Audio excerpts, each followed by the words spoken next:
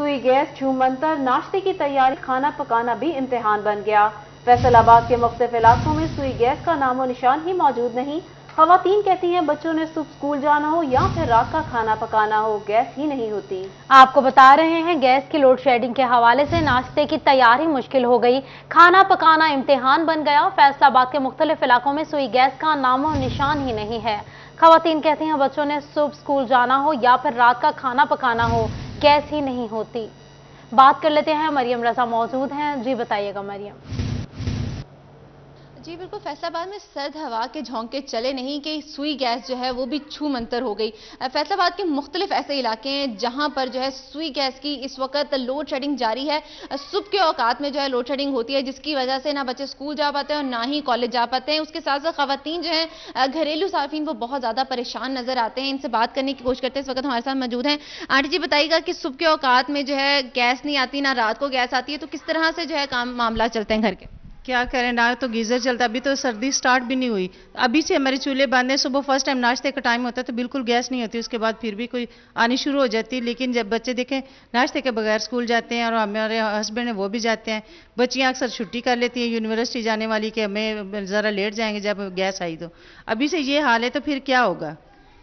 उनका कहना था कि अभी से ये हाल है तो बाद में जो है वो क्या होगा। और भी खवातीन उनसे बात करने की कोशिश करते हैं। मुझे बताइएगा कि गैस जो है वो बिल्कुल भी नहीं आती, काफ़ी ज़्यादा परेशानी होती है, क्या कहेंगे इस बारे में, क्या मुतालबा करेंगे हुकूमत से? हाँ, यही मसला है कि गैस नहीं आती, सुबह मुश्किल होती है बच्चों को स्कूल भेजने में, वो नाश्ता नहीं करके जाते, हम उनको लंच नहीं दे सकते। आज बिल्कुल नहीं आ रही थी, बच्चे ऐसे गए हैं, भूखे गए हैं, मियाँ साहब भी ऐसे चले जाते, क्या करें, इनका कुछ करें। गैस के बगैर तो कोई हाल नहीं है, ना ही हम सिलेंडर अफोर्ड कर सकते हैं, ना गैस आ रही है। प्लीज़ आप इस पर कोई ध्यान दें और हमें गैस अप्लाई करें। जी उनका कहना था कि बच्चे जो है वो भूखे पेट जो है वो घरों से बाहर निकल जाते हैं क्योंकि गैस जो है वो नहीं होती, और हुकूमत से इस बात की अपील करते हैं। और भी स्टूडेंट हमारे साथ एक मौजूद है जो यूनिवर्सिटी की लगती है, मुझे लगता है। मुझे बताइएगा कि यूनिवर्सिटी जाते हुए सुबह गैस नहीं आ रही होती, लंच वगैरह लेके जाना होता है, फिर क्या करते हो उस वक्त? बहुत ज़्यादा डिफ़िकल्ट होता है क्योंकि हमने यूनिवर्सिटी जाना होता है, क्लास लेनी होती है, तो फिर इस तरह गैस नहीं आ रही, हमें ज़ाहिर बात है नाश्ता करके कुछ ना कुछ खा के नहीं जाएंगे तो ज़ाहिर बात है हम क्लास कैसे ध्यान से ले सकते हैं। तो इसलिए बहुत ज़्यादा इश्यूज़ आते हैं, हम अपना लेक्चर नहीं ध्यान से सुन पाते। हुकूमत से क्या अपील करेंगे? मैं यही कहूँगी कि एक स्टूडेंट है, अगर उसने यूनिवर्सिटी जाना है, ज़ाहिर बात है उसे एनर्जी की ज़रूरत होती है, और जब तक वो घर से खाना नहीं खा के जाएगा तो फिर वो कैसे एनर्जी उसमें आएगी। जी बिल्कुल, कहना था कि काफ़ी मुश्किलात जो हैं वो घरेलू सार्फिन को पेश आ रही है। उसके साथ साथ स्टूडेंट्स जो घर से बाहर जाते हैं पढ़ते हैं तो उनको भी मुश्किलात पेश आ रही हैं, क्योंकि जब गैस ही नहीं होगी तो खाना किस तरह से पकेगा। तो इसके साथ साथ खवातीन का ये भी हुकूमत से मुतालबा है कि हमारे मसाइल को जो है वो हल किया जाए। बहुत शुक्रिया मरियम हमें अपडेट करने के लिए।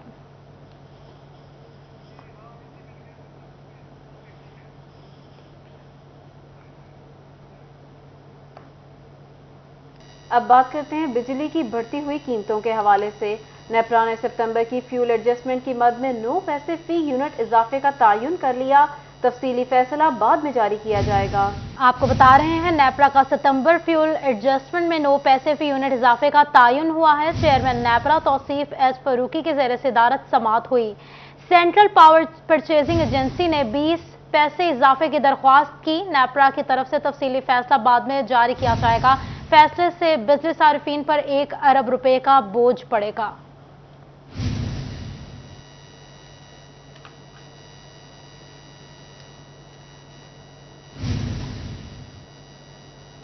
यहां पे आपको बताएं, फ्रंट चार्जेस बढ़ने से एक्सपोर्टर्स पर बोझ पड़ गया है। फैसलाबाद के एक्सपोर्टर्स कहते हैं 6 से 8 माह में माल के तरसीली अखराजात की शरह कई गुना बढ़ जाएगी। इसी हवाले से मजीद तफसीलात जान लेते हैं शराज भट्ट से। जी शराज बताइएगा।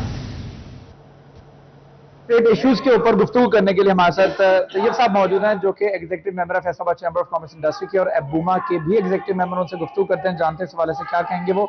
तैयब साहब ये बताइएगा, एक तरफ तो बिजली और गैस की कीमतें हैं, दूसरी तरफ फ्रेट चार्जेस हैं, कुछ फ्रेट के मामला भी जो है वो उलझते हुए दिखाई दे रहे हैं, तो क्या कि इनको किस तरीके से हल किया जा सकता है और हकीकी तौर पर मसाइल हैं क्या? देखें जी, फ्रेट जो पिछले दिनों में बहुत ज़्यादा हाइप चला गया था, मतलब कि हमें कंटेनर नहीं मिल रहे थे, वो कंटेनर की शॉर्टेज का भी प्रॉब्लम भी अभी भी है। कंटेनर्स के रेट जो सपोज अमेरिका के लिए वो $3,000-3,500 तक हम रेगुलर रूटीन में कम कर रहे थे और ऑलमोस्ट वो फिक्स सा रेट था। सही। तो लेकिन वो एक्सीड जब किया तो वो करके हम 18-19 हज़ार तक भी गया है। साउथ अमेरिका का $22,000 का भी कंटेनर बना।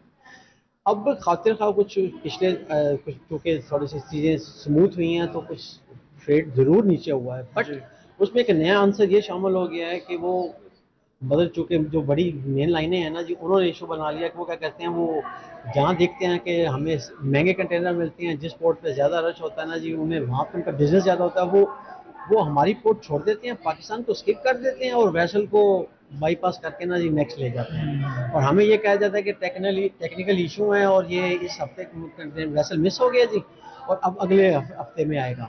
तो बहुत से एक्सपोर्टर्स की, अब एसएस में एक्सपोर्टर है, उसके लिए फाइनेंशियल क्रैच में ऑलरेडी मसले मसाइल आपको पता ही पड़ा होता है, शिपमेंट डिले होती है, उसकी शिपमेंट डिले होती है, एलसी लेट हो जाती है, वो फिर एक नया चैप्टर खुल जाता है बैंकों के साथ, उसको सेटलमेंट करना पड़ता है, बाहर से वो अमेंडमेंट मंगवाता है, बाहर फिर उसमें वो ब्लैकमेलिंग शुरू कर देते हैं। वो काफी अखराजात में 6 से 8 माह के दौरान कई गुना इजाफा हुआ है। बहुत शुक्रिया शराज अपडेट करने के लिए।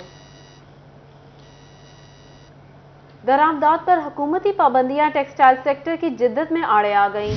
टेक्सटाइल सेक्टर माली साल के आगाज से अब तक जदीद मशीनरी की दरामद और बेशतर अशिया में मुश्किलात का शिकार रहा। मजीद बात कर लेते हैं मोहम्मद बिलाल डुगर से। जी बिलाल, क्या कहना है इम्पोर्टर्स का, आगाह कीजिएगा। जी बिल्कुल, बात करेंगे टेक्सटाइल इंपोर्ट दरामदात की कि टेक्सटाइल मशीनरी की दरामदात के अंदर माली साल के पहले 4 महीनों में 13% कमी आई है, जबकि टेक्सटाइल इंडस्ट्री के अंदर जिद्दत बहुत तेजी से जारी है, लेकिन बड़ी तादाद में आने वाली मशीनरी रुकी की हुई है। हमारे साथ इंपोर्टर मौजूद हैं, फैसल मियां से बात करते हैं। आप मुख्तलिफ चीज़ें दरामद करते हैं पाकिस्तान के अंदर, क्या समझ रहे हैं दरामदात के ऊपर क्या इतनी पाबंदियाँ हैं कि हम 13% तक टेक्सटाइल मशीनरी की जो जिद्दत है उसमें पीछे रह गए हैं? देखिए, सबसे पहले तो 2-3 पॉइंट्स इसमें हैं। एक तो ये कि गवर्नमेंट को चाहिए कि दरामदी मशीनरी जितनी भी है उसके ऊपर जो है ना ड्यूटीज़ और वैसे भी उसके प्रोसेस को ज़रा फ्रेंडली जो है ना वो माहौल उसमें और उसमें फ्रेंडली तरीके से जो है ना वो इंपोर्ट कर सकें, उसमें मसाइल कम होने चाहिए। एक तो ये पॉइंट है।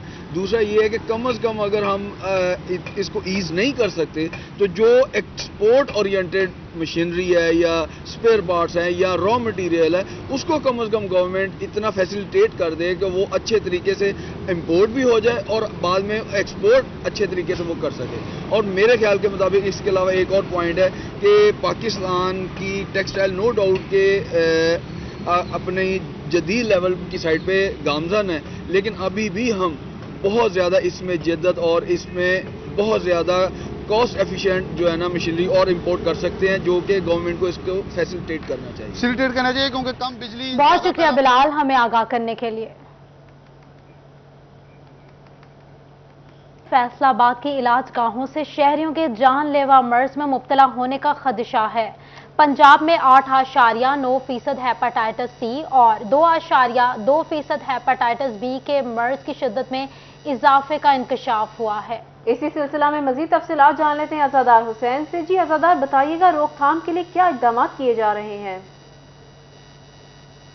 हेपेटाइटिस कंट्रोल प्रोग्राम इंतजामिया की जानिब से चीफ एग्जीक्यूटिव अफसरान जो हेल्थ हैं इन्हें मरासला जारी किया गया। जारी करदा मरासले में कहा गया है पंजाब हेपेटाइटिस कंट्रोल प्रोग्राम की जानिब से कि पंजाब में 8.9% जो है हेपेटाइटिस सी का मर्ज फैल रहा है और 2.2 जो है हेपेटाइटिस बी का मर्ज फैल रहा है। और इस सिलसिले में जितने भी डेंटल यूनिट बनाए गए हैं तहसील हेडक्वार्टर अस्पतालों में, डिस्ट्रिक्ट हेडक्वार्टर अस्पतालों में, वहाँ पे हेपेटाइटिस बी की सी की जो स्क्रीनिंग है उससे जो है लाजमी करार दिया गया। हमारे साथ सीओल फैसलाबाद डॉक्टर काशिम महमूद कुंबोसा मौजूद है, हमसे जानते हैं सर क्या कहेंगे मरासले से मुतल्लिक जो जारी किया गया है। बिस्मिल्लाहिर्रहमानिर्रहीम। गवर्नमेंट ने हमें डायरेक्शन दी है कि जो भी हेपेटाइटिस के पेशेंट मतलब आते हैं हॉस्पिटल में, जो पेशेंट ओपीडी में आते हैं उनके लिए ऑलरेडी हमारे पास हेपेटाइटिस क्लिनिक की सहूलत मौजूद है, लेकिन इसके साथ साथ गवर्नमेंट ने एक और इनिशिएटिव शहरियों की सहूलत के लिए आगाज़ किया कि जो भी patient as a dental patient के तौर पे डेंटल क्लिनिक को विज़िट करेंगे तो हमारे वहाँ पे मौजूद डॉक्टर्स इस बात को यकीनी बनाएंगे कि उनकी हेपेटाइटिस बी और सी की प्रॉपर स्क्रीनिंग हो, ताकि ऐसा ना हो कि उनको वहाँ से कोई औजार की वजह से हेपेटाइटिस लगने का अंदेशा ना हो, या वो अगर ऑलरेडी पेशेंट हैं तो वो कंफर्म हो सकें, उनकी पीसीआर के ज़रिए कंफर्मेशन हो और फिर उनके लिए जो free of cost medicine available है हमारे हेपेटाइटिस क्लिनिक्स में वो उनको हम दे के और शहरियों को सेहतमंद ज़िंदगी के लिए राग़ब कर सकें और सेहतमंद ज़िंदगी जो फराहम कर सकें। और इसलिए शहरियों से भी गुजारिश यही की जा रही है कि अगर वो डेंटल हेपेटाइटिस के फैलाव की बड़ी वजह डेंटल यूनिट्स बन सकते हैं। बहुत शुक्रिया अज़ादार हुसैन तफसीलात के लिए। अब आपको बताएं, खवातीन के हकूक की फ्राहमी में जंग पीछे रह गया है। खवातीन के बुनियादी हकूक का वाहिद पासदार महकमा भी हुकूमती अदम तवज्जो की भेंट चढ़ गया। वुमेन डेवलपमेंट सेंटर के लिए करोड़ों रुपए की बिल्डिंग तामीर तो हुई, लेकिन भर्तियों के लिए एक भी पाई ना मिली। खवातीन के हकूक की फराहमी में जंग पीछे रह गया। इसी हवाले से मजीद तफसीलात जान लेते हैं अवैस खान से। जी अवैस, बताइएगा। जी बिल्कुल, अगर बात की जाए जंग की, तो जंग में जहाँ पे तरक्याती कामों के अंदर जो है वो जंग पीछे है, वहीं पर ख़वातीन के हकूक़ की फराहमी में भी जंग जो है उसका नंबर यकीनी तौर पर आखिरी है।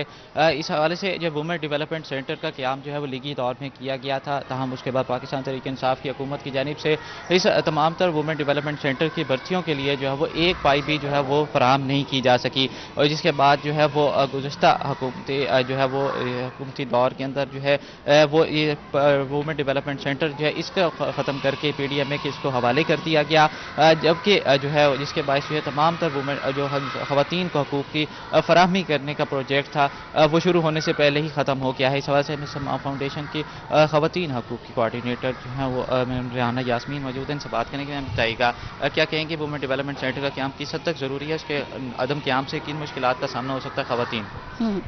जंग में ख़वातीन के तहफ़्फ़ुज़ का जो वाहिद इदारा था वो वुमेन डेवलपमेंट सेंटर था, जिसका मकसद था डे केयर सेंटर का क़याम और उसके बाद डेवलपमेंट फॉर रूरल वुमेन और ख़वातीन को हरासा किया जाने के हवाले से जो भी उनको प्रॉब्लम है वो जाके वहाँ पे अपनी शिकायत को दर्ज करवा सकें। लेकिन इस इदारे की बिल्डिंग तो बना दी गई, लेकिन उसमें कोई भर्तियाँ नहीं की गई, इवन कि उसमें चौकीदार तक नहीं इन्होंने रखा, और फिर साबका हुकूमत ने वो इदारा PDMA के हवाले कर दिया, जिसकी वजह से उसका मकसद ही फौत हो गया। और अब जंग में कोई ऐसा इदारा नहीं है अब तक कि अगर ख़वातीन के साथ किसी किस्म का कोई मसला आ रहा है तो वो वहाँ पे जाएं और अपने प्रॉब्लम्स को सॉल्व कर सकें। और आपको पता है कि जो वर्किंग वुमेन होती हैं उसको कितने ही मसाइल होते हैं, तो इस यहाँ पे कोई ऐसा डे केयर सेंटर भी नहीं बनाया गया। तो मैं तो हुकूमत वक्त से यही गुजारिश करूँगी कि इस इदारे को दोबारा से फ़ाल बनाएं, ताकि जो भी ख़वातीन के प्रॉब्लम्स हैं उनके पास कोई जगह हो जहाँ पर वो जाके उनके मसाइल को हल कर सकें।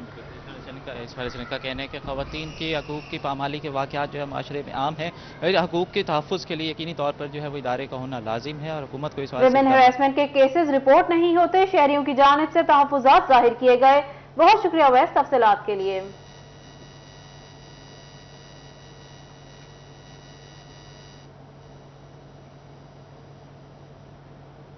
ट्रैफिक वार्डन चालान करते हैं, एक्साइज नंबर प्लेट नहीं देता। टोबा के शहरी दोहरी अजियत में मुब्तला। मोटरसाइकिल और कमर्शियल ट्रैक्टर्स की नंबर प्लेट्स के लिए महकमा एक्साइज के दफ्तर में ख्वार होने लगे। मजीद बात कर लेते हैं उसामा यासीन से। जी बताइएगा उसामा।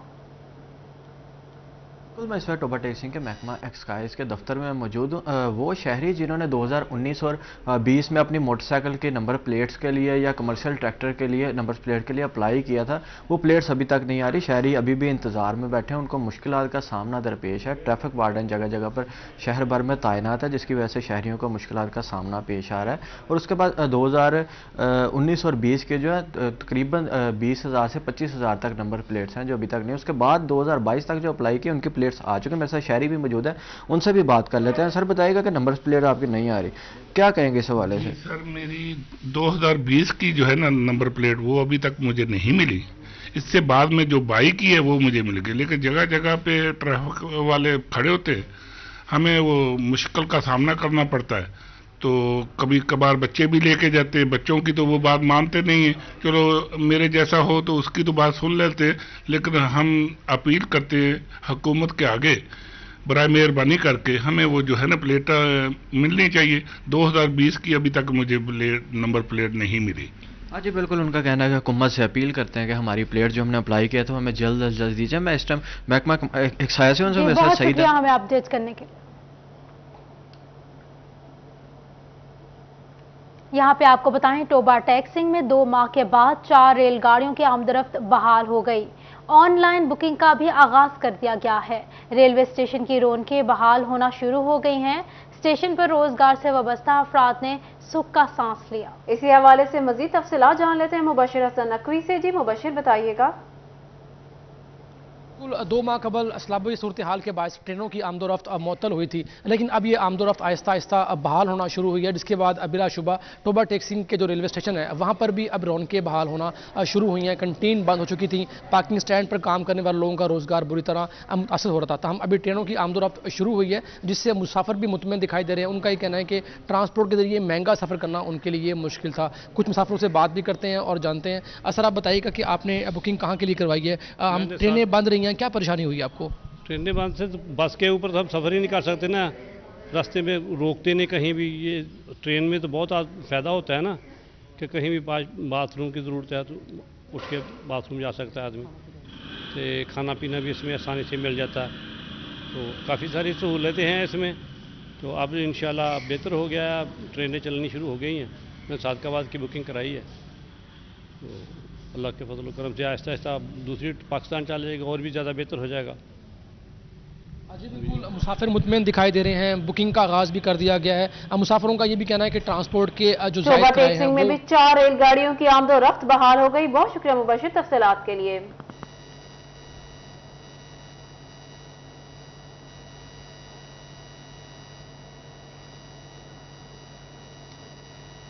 फेस्को का तरसीली निज़ाम से पुराने और खस्ता हाल मीटर्स की फरोख्त का फैसला। फेस्को ने 2,70,000 किलो वजन के मीटर समेत दीगर स्क्रैप का टेंडर कर दिया। टेंडर पर बोली 5 नवंबर को फेस्को हेडक्वार्टर्स में होगी। मजीद बात कर लेते हैं उवैस अली से। जी बताइएगा उवैस। फेस्को की जानिब से जो है वो तरसीली निज़ाम में बेहतरी लाने के हवाले से इकदाम किए जा रहे हैं। इसी हवाले से पुराने और बोसीदा मीटर्स जो हैं वो उनको फ़रोख्त करने का फ़ैसला किया गया है। फेस्को हेडक्वार्टर जो है वो मटीरियल मैनेजमेंट स्टोर में पड़े पुराने और बसीदा जो मीटर्स हैं उनका जो है वो टेंडर कर दिया गया है। 2,70,000 किलो वज़न के ये मीटर्स हैं और दीगर स्क्रैप मटीरियल है जिनका जो है वो टेंडर किया गया है। और इस टेंडर पर बोली जो है वो 5 नवंबर को फेस्को हेडक्वार्टर में होगी और 6 और 7 नवंबर को भी जो है वो स्क्रैप मटेरियल पर बोली की जाएगी। 2,70,000 किलो वज़न के ये मीटर्स हैं जो अरसा दराज से फेस्को के शोबा मटेरियल मैनेजमेंट के रीजनल स्टोर में पड़े हुए हैं, और जिस पर अब जो है वो फेस्को की जानिब से फैसला किया गया है कि तमाम तर पुराना मटीरियल और स्क्रैप और दीगर जो है वो मीटर समेत जो दीगर मटीरियल है उनका टेंडर करके उनको जो है वो किसी भी कंपनी को उसको जो है वो फ़रोख्त किया जाएगा। और जो है वो तमाम तर सामान को फ़रोख्त करने से हासिल होने वाले जो रकम होगी उससे जो है वो फेस्को के जो नए मीटर्स ख़रीदे जाएंगे, नए ट्रांसफार्मर जो हैं वो ख़रीदे जाएंगे और फेस्को के तरसीली निज़ाम में बेहतरी लाई जाएगी। इसी वाले से फेस्को हुकाम का यही कहना है कि फेस्को हेडक्वार्टर में जो तमाम तर सब डिवीज़न और डिवीज़न दफातर से पुराने और बसीदा मीटर्स जो हैं वो बहुत शुक्रिया उवैस अली हमें अपडेट करने के लिए।